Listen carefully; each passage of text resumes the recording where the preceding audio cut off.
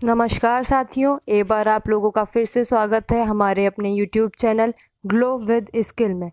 तो जैसा कि कल हमने आप लोगों को जीके के कुछ क्वेश्चंस कराए थे जिसमें 20 क्वेश्चंस थे। आज हम उसी के आगे शुरू करने वाले। चलिए हम अपना वीडियो शुरू करते हैं।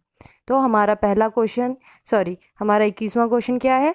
WTO की स्थापना किस वर्ष में हुई? मतलब क्या है क्वेश्चन का? WTO किस वर्ष अस्तित्व में आया है? यही क्या? WTO का हमारा फुल फॉर्म क्या होता है? WTO का वर्ल्ड ट्रेड ऑर्गेनाइजेशन। जी, वर्ल्ड ट्रेड ऑर्गेनाइजेशन क्या होता है? वर्ल्ड ट्रेड ऑर्गेनाइजेशन होता है WTO का फुल फॉर्म। ठीक है। और इसकी स्थापना किस वर्ष हुई थी? इसकी स्थापना 1995 में हुई थी। जी, WTO की स्थापना कौन से वर्ष में हुई थी? ऑप्शन नंबर सी सही होगा, 1995। अब हम बढ़ते हैं अपने अगले क्वेश्चन की तरफ। हमारा अगला क्वेश्चन है, निम्नलिखित में से किसे ब्लू प्लैनेट कहा जाता है? क्वेश्चन है हमारा, निम्नलिखित में से किसे ब्लू प्लैनेट कहा जाता है? हमारा ऑप्शन है शनि, पृथ्वी, बृहस्पति या फिर मंगल। जल्दी जल्दी बताइए इसका कौन सा ऑप्शन सही होगा। जी, इसका हमारा कौन सा ऑप्शन सही होगा? ऑप्शन नंबर बी, पृथ्वी को ब्लू प्लैनेट कहा जाता है क्योंकि यहाँ पे पानी की अधिकता होती है, इसी वजह से। कौन सा ऑप्शन सही हो जाएगा? Option number B. चलते हैं हम अपने अगले क्वेश्चन की तरफ। हमारा अगला क्वेश्चन है, किस प्रदेश में ब्रिटिश के विरुद्ध बिरसा मुंडा का संचालन रहा था? क्वेश्चन है, किस प्रदेश में ब्रिटिश के विरुद्ध बिरसा मुंडा का संचालन रहा था? हमारे ऑप्शन है पंजाब, छोटा नागपुर, तराई या फिर मणिपुर। कौन सा ऑप्शन हमारा सही हो जाएगा? जल्दी जल्दी बताइए। जी, इसमें हमारा कौन सा ऑप्शन सही हो जाएगा? छोटा नागपुर। किस प्रदेश में ब्रिटिश के विरुद्ध बिरसा मुंडा का संचालन रहा था? छोटा नागपुर में। ठीक है। अब हम बढ़ते हैं अपने अगले क्वेश्चन की तरफ। हमारा अगला क्वेश्चन है, वाइकोम सत्याग्रह जो कि कब से कब तक चला था? 1924 और 1925 तक। ठीक, कहाँ चलाया गया? ये कहाँ चलाया गया था? हमारे ऑप्शन है केरल में, तमिलनाडु में, कर्नाटक में या फिर आंध्र प्रदेश में। तो जल्दी जल्दी बताएंगे इसका कौन सा ऑप्शन सही हो जाएगा।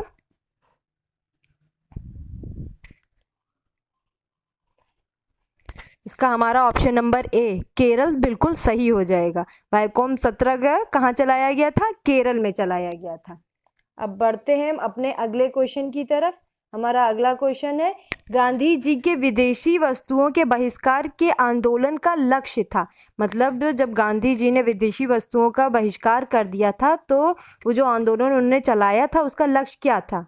हमारे ऑप्शन है पूर्ण स्वतंत्रता, ब्रिटिश विरोधी ब्रिटिश विरोधी भावना पैदा करना, ऑप्शन सी है कल्याण राज्य को प्रोत्साहन या फिर कुटीर उद्योगों को प्रोत्साहन। जल्दी जल्दी बताएंगे कौन सा ऑप्शन हमारा सही हो जाएगा।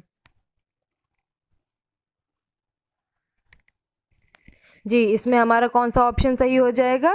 ऑप्शन नंबर डी, कुटीर उद्योगों को प्रोत्साहन। ऑप्शन नंबर डी हमारा बिल्कुल सही हो जाएगा।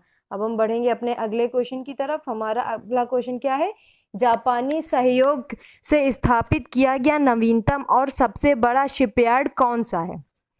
जापानी सहयोग से स्थापित किया गया नवीनतम और सबसे बड़ा शिपयार्ड कौन सा है? हमारे ऑप्शंस हैं विशाखापत्तनम में हिंदुस्तान शिपयार्ड, कोची शिपयार्ड, कोलकाता में गार्डन रिच वर्कशॉप्स या फिर मुंबई में मझगांव डाक।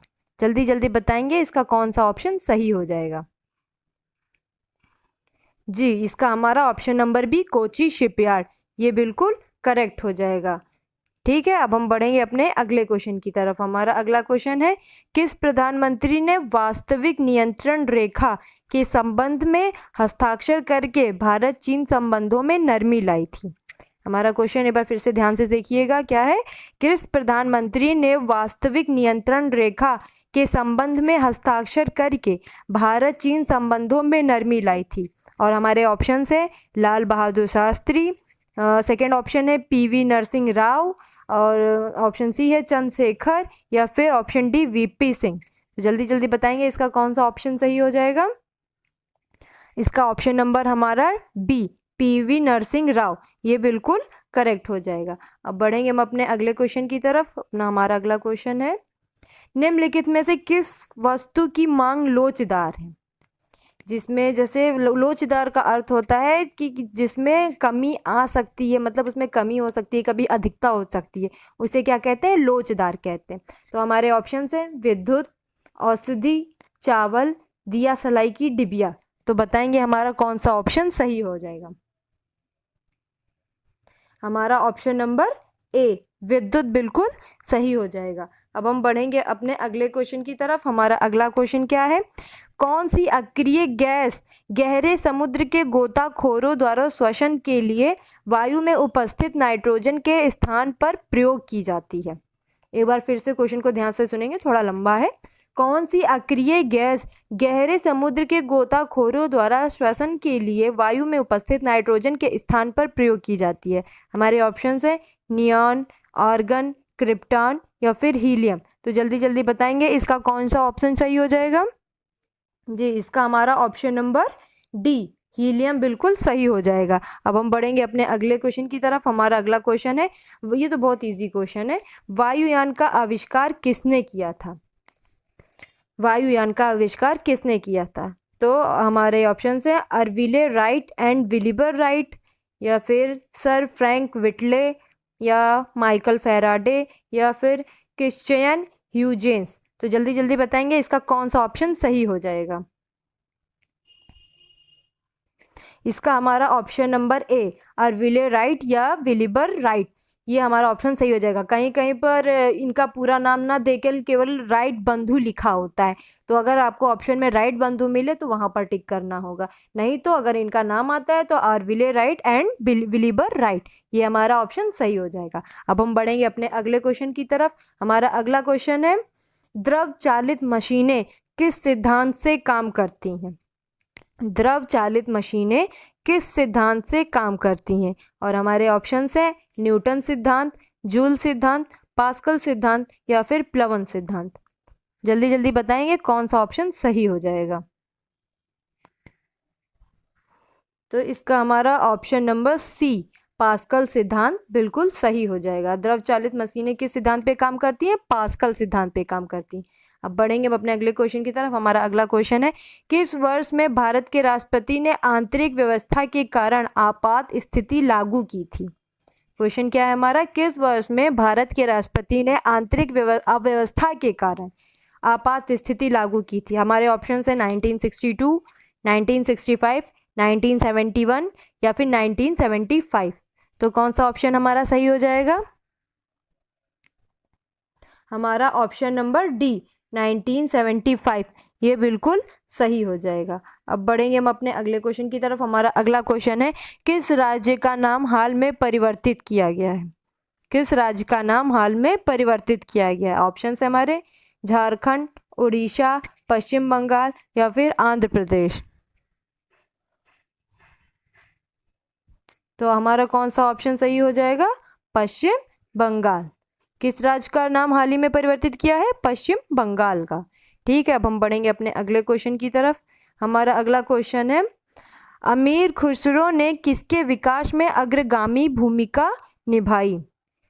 क्वेश्चन क्या है? अमीर खुसरो ने किसके विकास में अग्रगामी की भूमिका निभाई? हमारे ऑप्शन हैं ब्रजभाषा, अवधी, खड़ी बोली, भोजपुरी। यहाँ पे कह रहा है कि मतलब अमीर खुसरो ने किस भाषा के विकास में अग्रगामी भूमिका निभाई है। तो हमारे क्या क्या ऑप्शन है? ब्रजभाषा, अवधी, खड़ी बोली, भोजपुरी।